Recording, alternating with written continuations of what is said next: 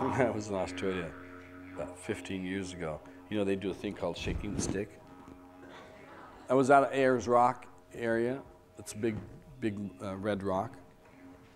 It's more red than the sunset. And an Aborigine, I walked into an area and I shouldn't be there. And the short story of it is, he had a stick that he picked up. And he started shaking the stick at me. And they say if they shake the stick at you, you die very shortly of really terrible things. And I knew what he was doing.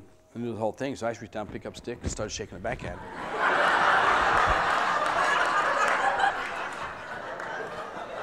And he believed in it more than I did, and he really got upset. Really, really.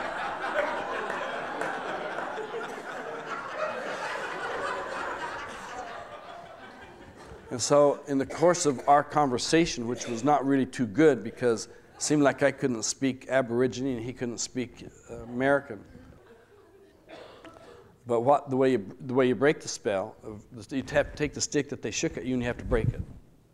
Then you shove the both broken pieces down in the dirt beside you. And then that breaks the spell. So I didn't know that. But it's like, you do what I do, you know. And I was going like, with the stick in my hand. And he's going, no. Like, move the stick away.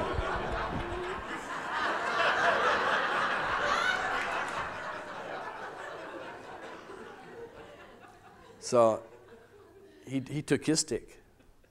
And he pointed it in the air. And then he pointed it at the ground. Then he took it and broke it. Well, now, this guy looked real skinny and didn't look like he could break anything, but he broke that willow stick. And then he shoved it in the ground by him. And then he went.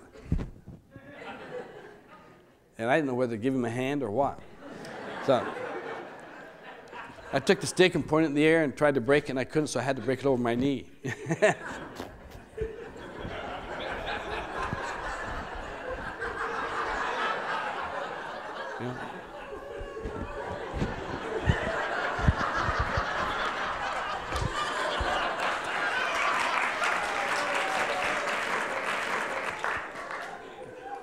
Yeah, I don't like to tell people a lot of these things because they're so dumb and stupid, but life is like that, especially mine.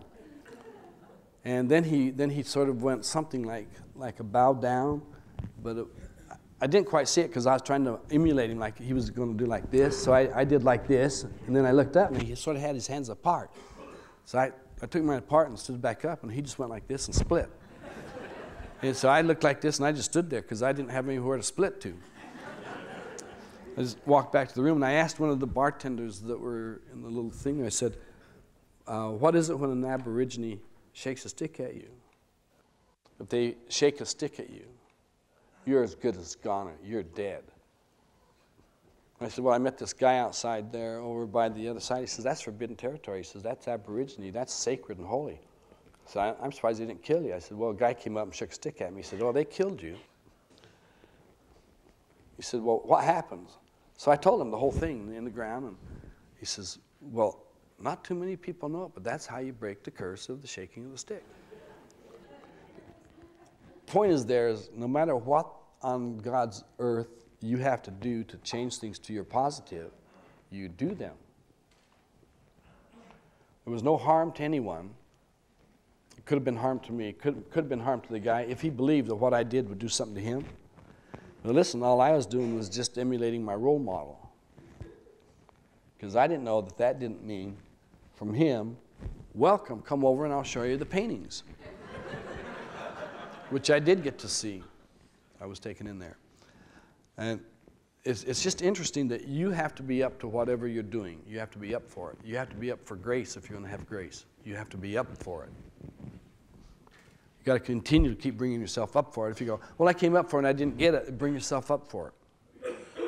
Bring yourself up for it. I'm depressed. No, bring yourself up for it. I don't care what you are. Bring yourself up for it. All the time, every time, all the time, every time. Are there any excuses or exceptions? When Jesus returns, you can bow out.